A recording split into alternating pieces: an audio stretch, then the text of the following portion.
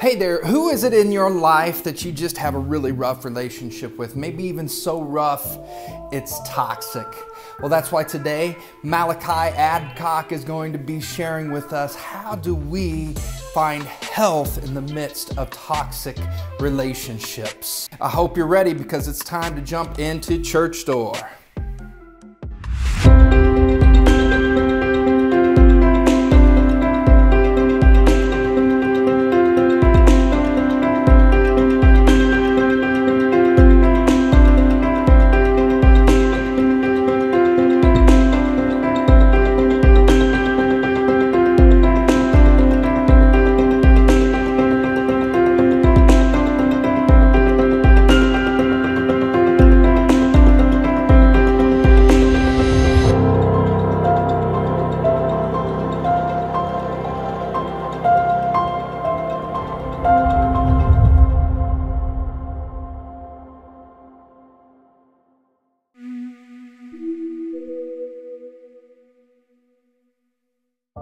Hi, we're so glad that you're here. Thank you for joining us at Church Door every Sunday, 11:30 Central.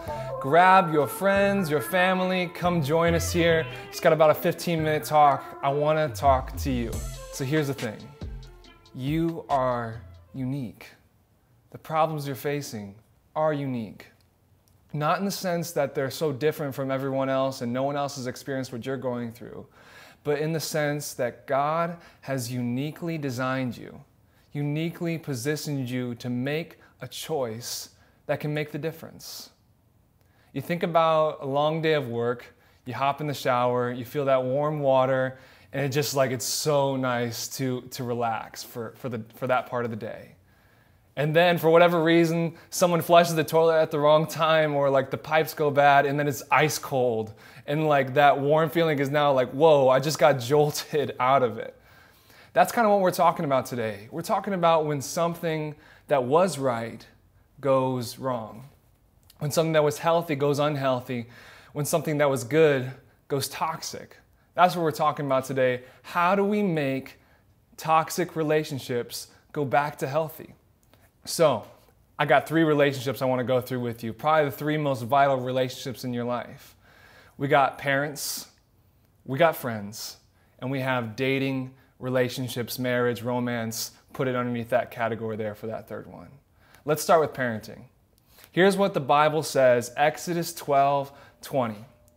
Honor your father and your mother so that you may live long in the land the Lord your God is giving you. Now, we've all talked about honor before. We've talked about it, maybe honor this person, or I'm going to show some honor here. It's this way of giving someone value, showing them value like you are a valuable piece of life. But the problem comes in that things aren't so simple as we always want to give someone that value. And so what do we do when our parental figures, whether that was your grandma and grandpa, whether that was your uncle and aunt, or your mom and dad, or stepmom and dad, or adopted mom and dad, or maybe a few different people in your life, those parental figures, just as an umbrella relationship, what happens when those people we trust do things that we don't want to trust? And things go wrong. Now, just to clarify, today we're talking about toxic relationships, and you can trust this definition because it's actually from Urban Dictionary. So this toxic relationship is defined as 2 or 3 or however many people in a relationship that want things to be healthy, but for whatever reason, things just keep ending up in unhealthy arguments and communications, fights, and spaces. And it's good today that we make the difference between toxic and abusive relationships. Because abusive is when one party is just constantly belittling and taking out things on the other in a way that is detrimental and just takes advantage of the vulnerable one there. That's not what we're talking about today. We're talking about when you want to have a healthy relationship, when they want to have a healthy relationship with you and things go wrong. And so what do we do when the people we trust, our parental figures, what do we do when they don't really seem like they're worth honoring at this point? You'll notice here in Exodus 12:20 that there's no if on this statement. It's also not a call to agreement. It's not a call to that we always have to like or agree with what our parental figures are doing. So whether you're a teenager, whether you're just married, whether you're 40 and your mom is just a phone call away. Show those people value even when they don't seem like they deserve your value. Because in love and in kindness, we can actually help those relationships grow. And even though it seems like the complete opposite of like when we're frustrated, we just want to be like, hey, you did this wrong, and we just shout at them or tell them like, hey, that's not right. And there's a way to communicate those truths of our heart to those people, but still showing them value. You see, God calls us with those parental figures to show them honor, to show them value, even when we don't want to. And God blesses us in that relationship and helps it go from toxic to healthy when we choose to do the right thing, even when the wrong thing is done to us. So, show your parental figures value. Let's move on to that second umbrella of friendship. Now, when we're talking about friendship, we're talking about peer people. So you can throw your siblings there, you can throw your coworkers, to just the people that you spend your life with, your friendship people. Now, here's what the Bible says. Proverbs 22, 24 through 25. Do not make friends with a hot-tempered person. Do not associate with one easily angered, or you may learn their ways and get yourself ensnared. Tell me if you've heard this phrase before, choose your friends wisely. You know, it almost seems like when they say choose your friends wisely that it's like you're going to Walmart and you're like, well, I'm going to choose my Lucky Charm friend here because, you know, I'm really into marshmallows. I'm going to do it over the Trix because I don't really like rabbits kind of thing. And that's not really how we make friendships. We don't just go and we like, hey, I like you, so you're going to be in my life kind of thing. It's not really a choosing thing. To me, the phrase that probably better describes how we make friends is birds of a feather flock together. We're magnetized to different people for similarity reasons, for reasons like we like this in a person. We attract to certain types of people, and that's how we make friends. But look at what it says here is do not make friends with someone who's hot-tempered. Do not associate with one easily angered. And here's why. Or you may learn their ways and get yourself ensnared. So be careful who you magnetize to. Be careful of the person that you are attracted to as a friend here.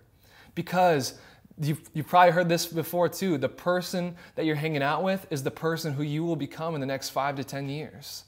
That who we associate with is what we pick up as habits in our lives. And so in order to protect our hearts, to protect our minds, and to become the people who we want to become, those better people every day, we have to set, this is a big word here, boundaries. Healthy boundaries. And now boundaries seem kind of lame because they're rules, right? It's like, I don't want to set boundaries because they're my friend. Like, we're friends, we don't need rules. But thinking about boundaries more as boundaries are rules that we set for ourselves to protect ourselves. And so think of it this way with me. So you trust your friend with a secret, and then that friend goes and tells everyone your secret, and then you ask them about it and they lie to you, and then it takes like this whole drama fest to figure out, like then they finally fess up that, hey, I lied and I broke your trust. Now there is a line that's crossed there. It's not that you don't love them, it's not that like you guys weren't friends, it was that you trusted them to protect you. You trusted them not to hurt you. And now they've crossed a boundary, right? They've crossed a line with you, and that relationship is now damaged because they crossed a boundary. Be honest with me. Are you going to treat them differently now that they've broken your trust those multiple times? Or are you just going to be so naive as to say, I'm just going to tell them a secret again the next time? And there is a way of redemption and working back to that thing of friendship, but only when that person decides to respect boundaries. Only when we set those healthy boundaries and we have friends who respect those boundaries can we have healthy friendships.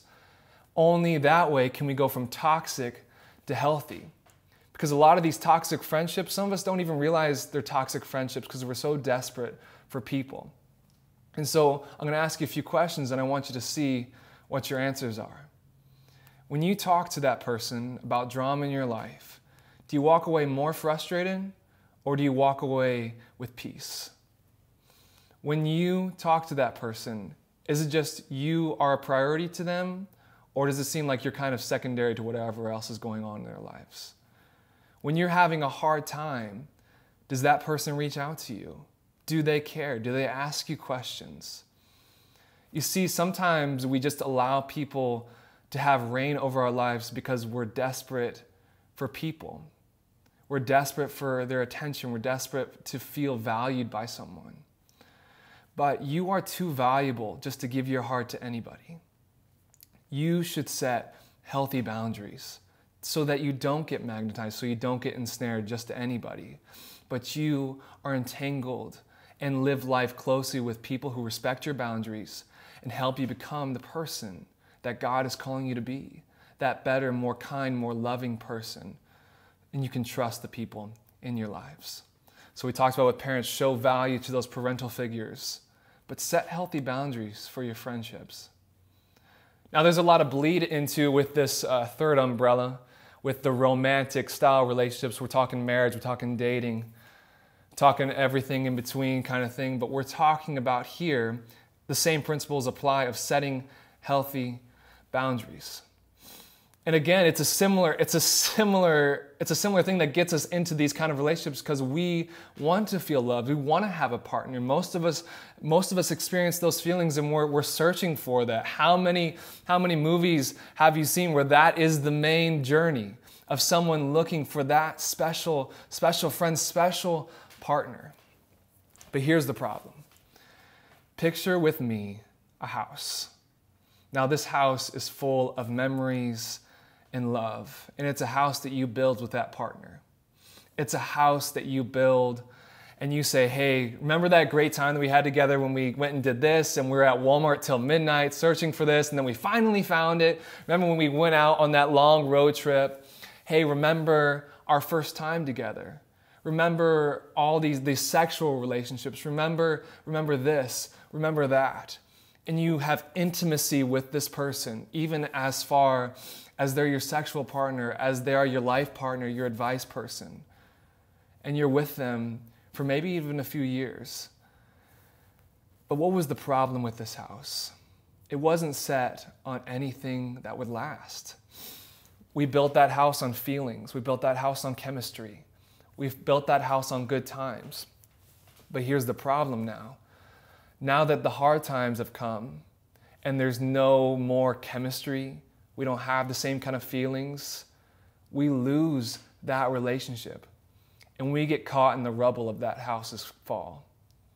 And there in the hard wreckage, we experience one of the worst pains of life. You see, because romantic relationships were meant to be founded on commitment before God. And he doesn't do that because he's just this rule thundercloud God who wants to strike people who sleep together before marriage. He does it because he designed us. He designed marriage for lifetime commitments.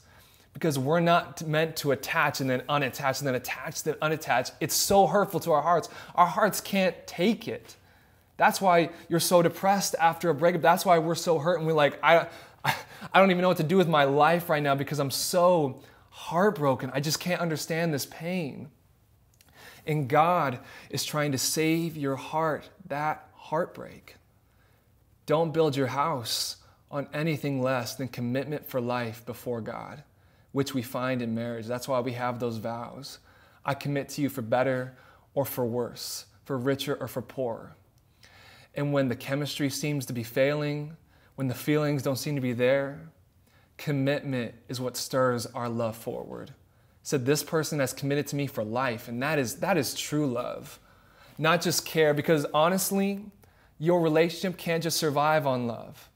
It has to survive on love, commitment, patience, understanding, compassion, reaching out even when we're hurt, and that comes from a committed foundation. Show our parental figures value, honor them, set healthy boundaries in our friendships, and found our romantic relationships on commitment for life. That's what we're talking about today. We're talking about when things go bad, how to help toxic relationships that we want to be healthy get to that healthy place. And if I could tag it all today and wrap it up, I would say be slow in your relationships. Be slow just to run at your parental figure whenever you're mad at them. But show them value, take your time, speak compassionately and with understanding. Be slow with who you trust. Be diligent with how you set your boundaries. Be slow to let people in, because those people who are worth the time in life will show you that love, will show you that respect, and you will build healthy relationships if you take your time in building those friendships. Be slow in your commitment to romantic partners. Don't just give them everything, but wait for marriage. Seek out people in dating in a way that's like, hey, I'm slowly going to give you my heart. I'm going to wait until we make a commitment for life, so that way I know my heart's not going to get broken, because how many promises have been made in good intent, but then we're left crumbling on the ground like that house. So save your heart, save your intimacy for commitment before God. Be slow in your relationships, because you are valuable. And what did we talk about at the beginning? That you are unique, and that you are uniquely positioned in your life to make these choices and to help these toxic relationships go healthy. You can do it because God is behind you. And He doesn't put these things in His Word just so they can be read and spoken over our lives, but so that they would be things that we practice and we do. Even when we mess up, we can try again. We can try again. Constantly knowing that God blesses people who follow His Word. God blesses people who follow His design. And that's the kind of blessing that you were made for. And that's the kind of blessing that God has for you. Just give Him a little bit of your trust, a little bit of time, and see how He can change your life. And if you want some prayer on how to make that happen in your life, you want some advice on how to be slow in your relationships, how to show parental figures value, set healthy boundaries in friendships, and make commitment before God in your romantic relationships, we have this on the screen right here, right below me here. I encourage you to ask these people for prayer, because we have people here at Church Door, up here at River Valley, Rockford, who care about you and want to see God's best for you. And so excited that you were with us today. We love you, we care about you, and we just want to see you have the blessings in relationships so that your relationships can go from toxic to healthy. We'll see you next time.